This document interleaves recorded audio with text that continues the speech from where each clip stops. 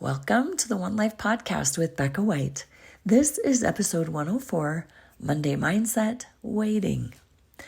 Oftentimes in life, we find ourselves seeking answers to perplexing questions and for frustrating circumstances. Unfortunately, these answers are often not speedily forthcoming. And so we find ourselves searching, pondering, studying, lamenting, and waiting. Sister Tracy Browning said this about searching for answers, quote, "The Lord's method of teaching is line upon line, precept upon precept," end quote. We may be required to wait upon the Lord in the space between our current line of understanding and the next yet to be delivered. This sacred space can be a place where our greatest spiritual conditioning can occur, end quote. So, as you know, I work as a hospice chaplain, and one of the things I tell my patients and their families is that hospice is a sacred space. I believe this because even though we all die, not every one of us gets to have the sacred space where we know that it is coming.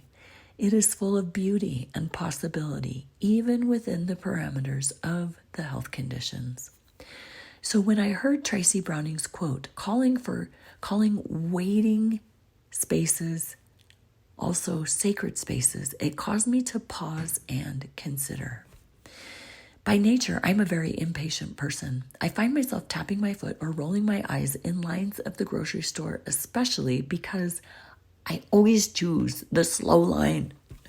Anyway, what if waiting didn't have to be rushed or frustrating? What if every time we found ourselves waiting, we turned it into a sacred space of waiting upon the Lord, and then being open to connecting with Him and learning what He would teach us, even as we wait in the line of the grocery store or in traffic or at the doctor's office? If we are willing to consecrate our minutes, hours, and seasons of waiting to the Lord, we have this promise from Isaiah 40, verse 31, quote, "But they that wait upon the Lord shall renew their strength. They shall mount up with wings as eagles. They shall run and not be weary, and they shall walk and not faint." End quote. Oh boy, do I ever feel the need for wings and for strength and for energy. So today's invitation is to expand the waiting spaces, not only for waiting for answers, but waiting for anything. Expanding those waiting spaces into sacred spaces full of possibility and joy.